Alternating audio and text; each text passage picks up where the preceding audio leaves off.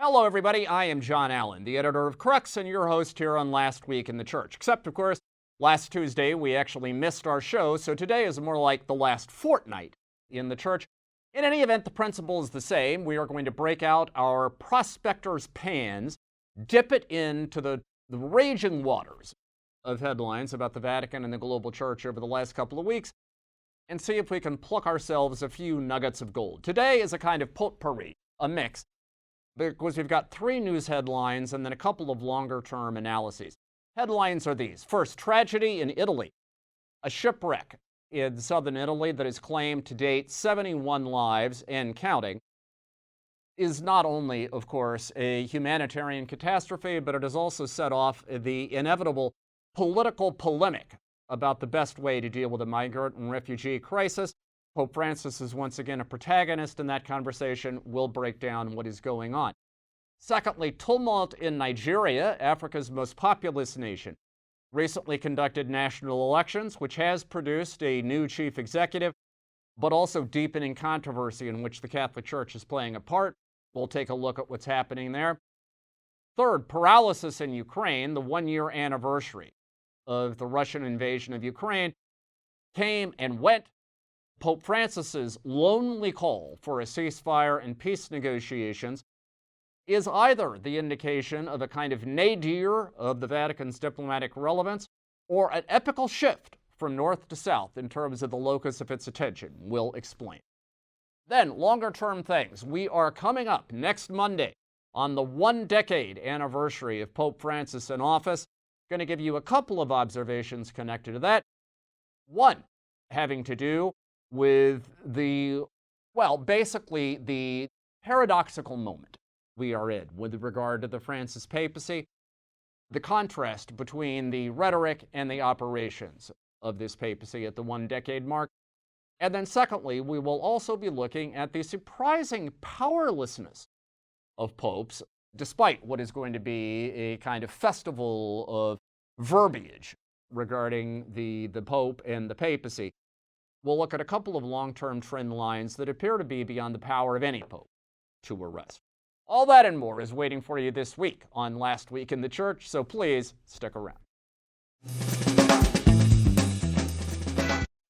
All right, everybody, happy Tuesday to you. Thank you for being with us. Apologies for last week. We had every intention of doing Last Week in the Church last week as normal. Unfortunately, I came down with a pretty nasty cold. And in my post-operative state, coming down with a cold is no longer a 24-hour thing. It took 3, 4, 5 days to kind of shake off the worst of it. But in any event, I'm good to go now. We are back. And I promise you that next time we're going to miss a show, we will try to give you some advance notice. All right. We begin this week here in Il Bel Paese, that is the nation of Italy, where the latest migrant and refugee crisis has kind of scandalized the country and become the country's #1 news story. What happened essentially was that on February 26th, a ship full of migrants and refugees crashed, ran ashore in southern Italy, a region called Calabria, on a beach called Cutro. This shipwreck, it was unusual for a couple of different reasons. One, its point of departure was not Libya or North Africa. It apparently departed from the coast of Turkey. And secondly, its cargo was not the usual boatloads of North Africans, people who were coming from sub-Saharan Africa or from Ethiopia and Eritrea. Instead, these were Pakistanis, Afghanis, Syrians, Somalis, all of whom making an effort to try to flee violence and chaos in their lands of origin and to make it into Europe and points beyond. As I say, the ship crashed on the beach in Cutro. As of latest count, 71 dead bodies have been identified. Experts believe that number could climb by the end as high as 100 because there are still an estimated 20 to 40 individuals who were apparently aboard the boat whose remains, whose fate has not yet been identified. Now, whenever this happens, of course, it is at one level a deep humanitarian tragedy. I mean, particularly in this case, because so many of the victims of this shipwreck were actually children and infants. I mean, we saw the bodies of infants who would washed ashore there at Cutro, and particularly in a country such as Italy, where family and children are really everything. Those images are just devastating, and they leave one heartsick.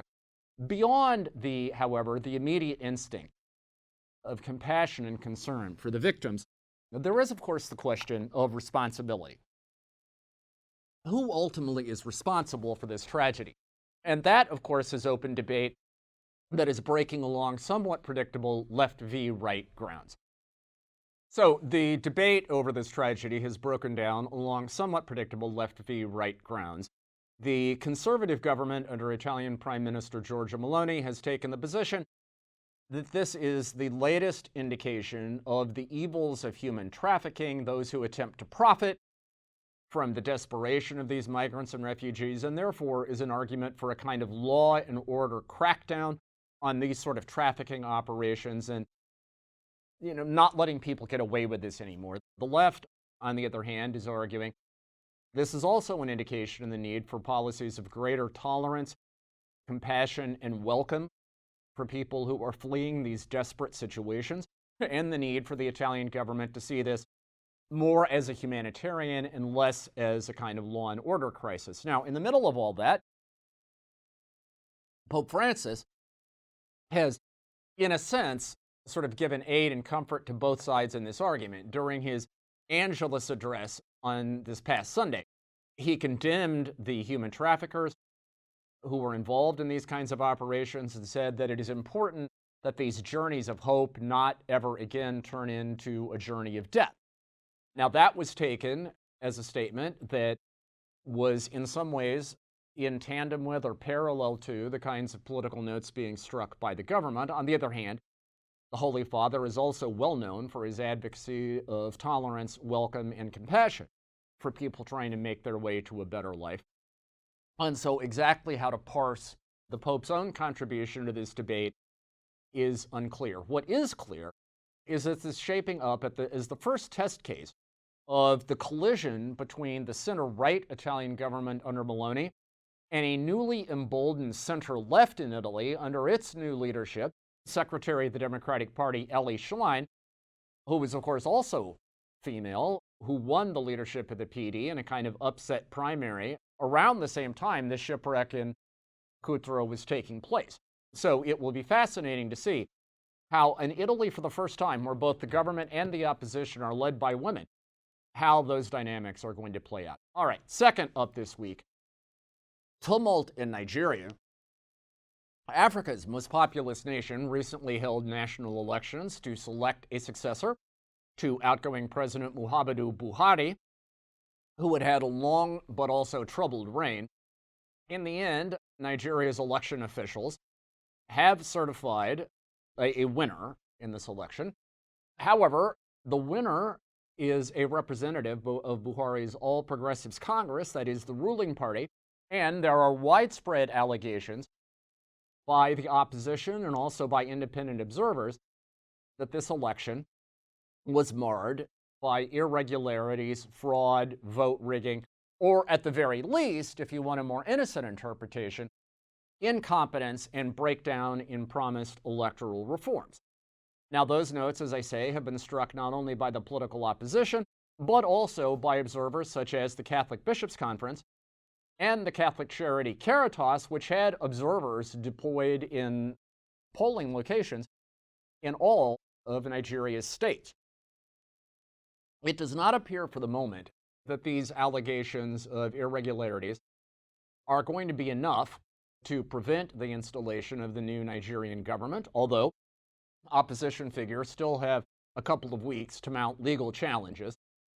Catholic observers have said it will be very important to see what the Nigerian courts do with these challenges. Now, we should note that this isn't just a question of electoral integrity, because behind all of this are very real social and also sectarian divisions in Nigeria. Nigeria is not only a society divided between a kind of thin but very powerful, mega wealthy elite sector of society and then a kind of vast, impoverished clump of humanity at the bottom of the pyramid.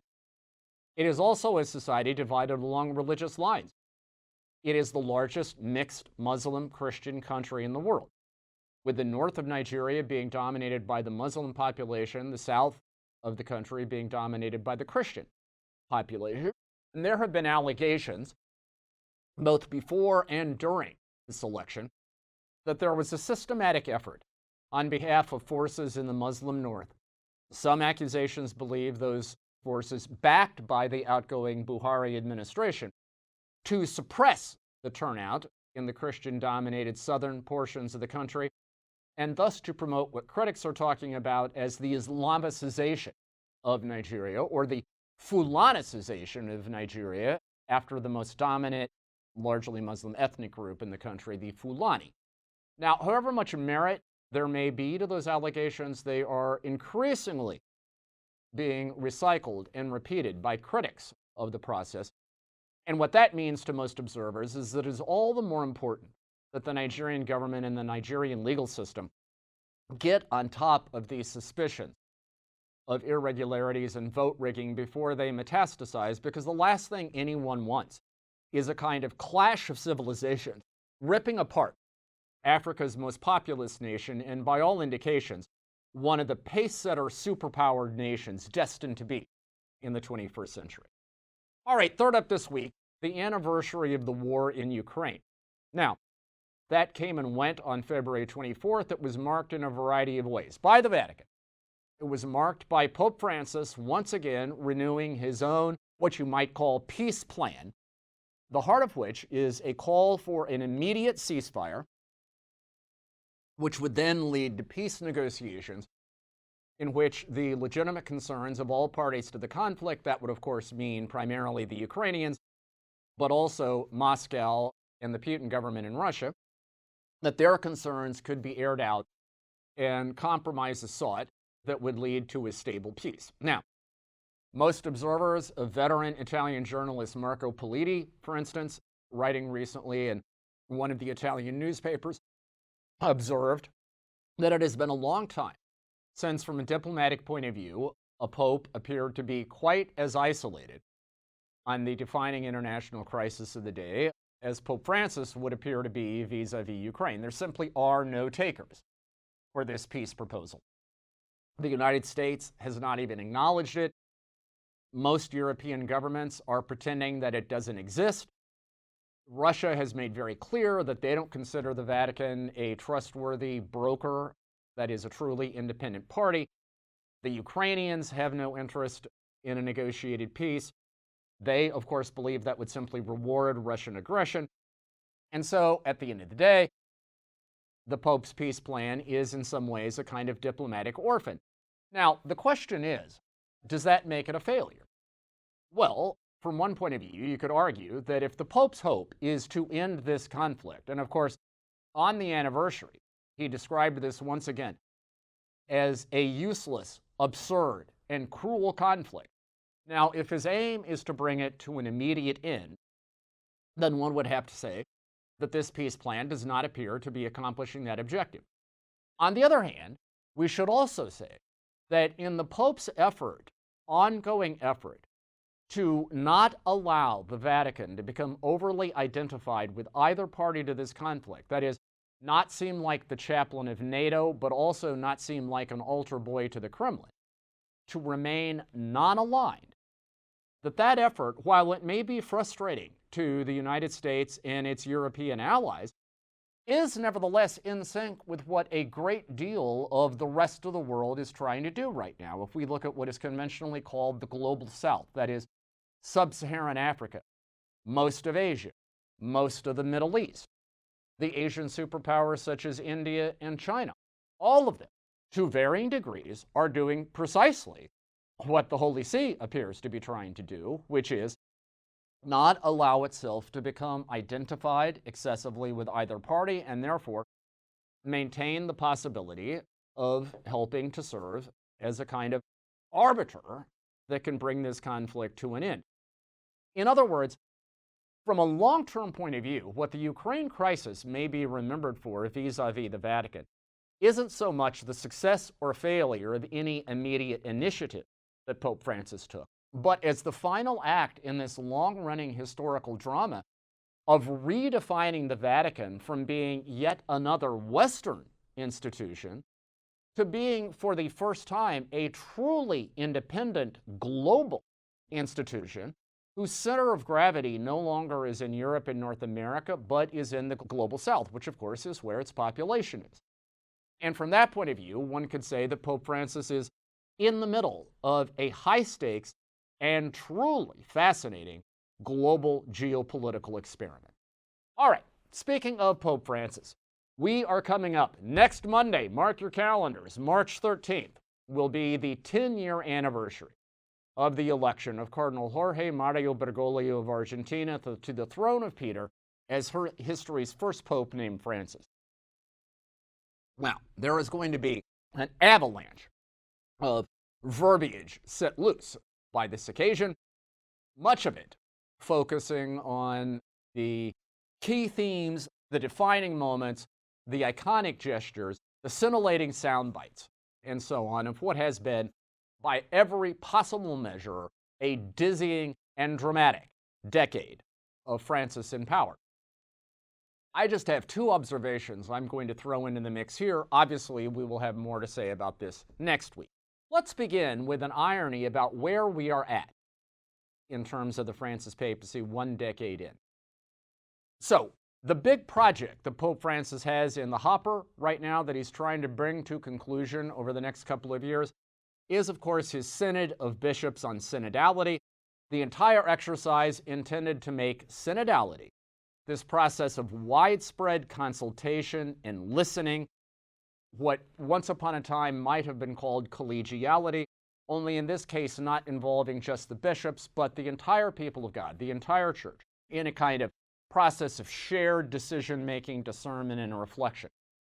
That is the lodestar of the Pope's agenda. It is obviously the core of this synodal process that will reach a crescendo this October with one gathering of bishops in Rome, and then next October, that is October 2024, with the final gathering of bishops in Rome.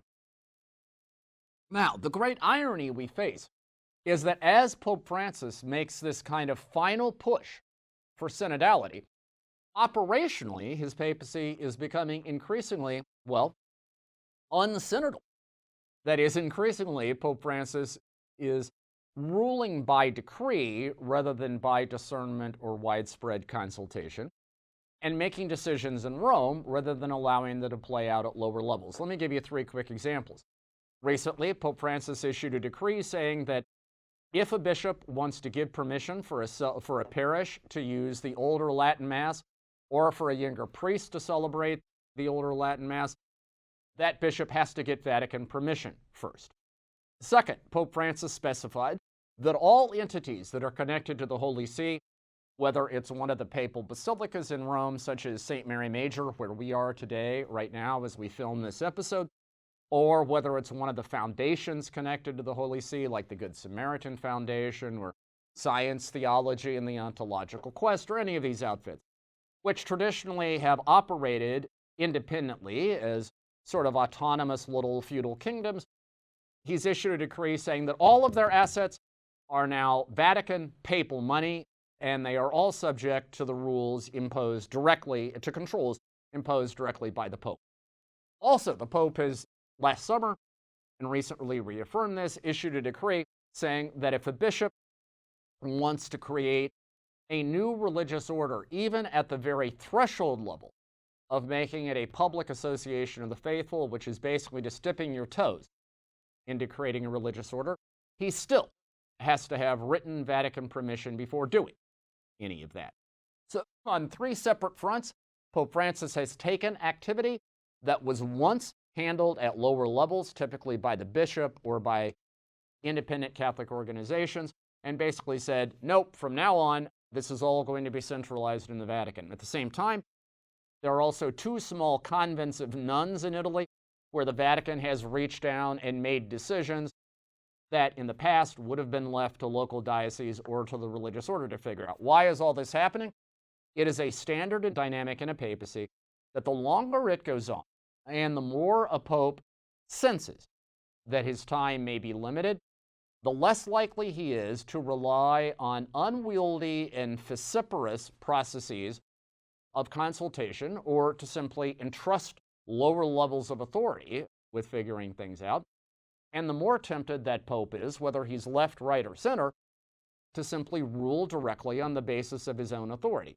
So one interesting dynamic we face with Pope Francis at the 1-decade mark is the paradoxical question of whether decentralization in the church can successfully be imposed by fiat, because that essentially is where we are at. Pope Francis has a decentralizing, democratizing, shared authority agenda that he is increasingly tempted to use his central authority to kind of ram across the finish line. It's going to be fascinating to see whether that actually works. Final observation I'll simply throw into the hopper as we near the 1-decade anniversary finish line, and that is, as we focus on the exercise of papal power, which we will over the next several days and weeks, it is worth noting that despite the dramatic contrast between Pope Francis and the two papacies that preceded him, that is John Paul II and Benedict XVI, and the kind of transition from conservative to progressive governance that has implied, and the sort of ongoing civil war in Catholicism that all of this has opened up, it is worth noting that some things appear to be simply beyond the reach of any particular papacy, whether it's conservative or liberal. And my Sunday column this week was intended to illustrate one case in point. I take the data about mass attendance in Italy, reach back really to the era of the Second Vatican Council, but in most pronounced form, we're talking about the data for the last 20 years. So from 2001 to 2021. What we see is that over that 20-year period, bear in mind this is Italy. There's no place on earth a pope has more direct control over the ecclesiastical environment than Italy.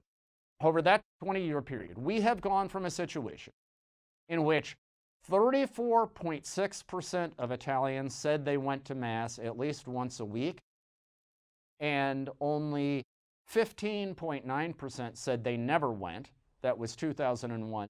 To a situation in 2021 in which 32.6% of Italians said they never went to Mass, and only 19.2% said they went at least once a week. In other words, these two numbers have crossed and ended up on opposite ends of the spectrum.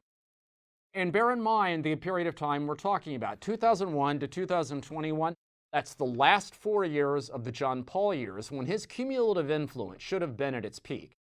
All 8 years of Benedict XVI and the first 8 of Pope Francis's 10 years. The trend lines were absolutely stable and consistent regardless of who was in charge. If it made a difference in terms of how many Catholics actually show up on Mass on Sunday, whether the Pope was conservative or liberal, you should have seen a massive spike one way or the other in that transition from the John Paul and Benedict years to the Francis years. No such spike, no such correlation at all. In fact, everything would indicate the opposite, that people's decisions about religious affiliation apparently are deeply personal. They have to do with long-term historical, biographic, psychological, and emotional factors that, frankly, don't have a great deal to do with who's sitting on the throne of Peter and whether we do or don't have open season on the Latin Mass. I mean, big surprise to the church's chattering classes, but the things that we spend most of our time talking about don't actually seem to correlate with the most important decisions at the retail level that individual Catholics are making about their own faith lives. And probably there is a great lesson there for Catholics at all levels about, what we spend a disproportionate share of our time and energy arguing over versus where the real action is. Just something to think about as we sort of live through what is destined to be this Vesuvius of verbiage about papal activity and papal leadership over the next several days and weeks. All right, that is our show for this week. You can find full coverage of all of this on the Crux site. That is cruxnow.com. Once again, cruxnow.com, your one-stop shopping destination for the very best in smart, wired, and independent Catholic journalism. We will be here next Tuesday, same bat time, same bat channel. In the meantime, stay safe, stay healthy, have a fantastic and blessed week, and we will talk to you again soon.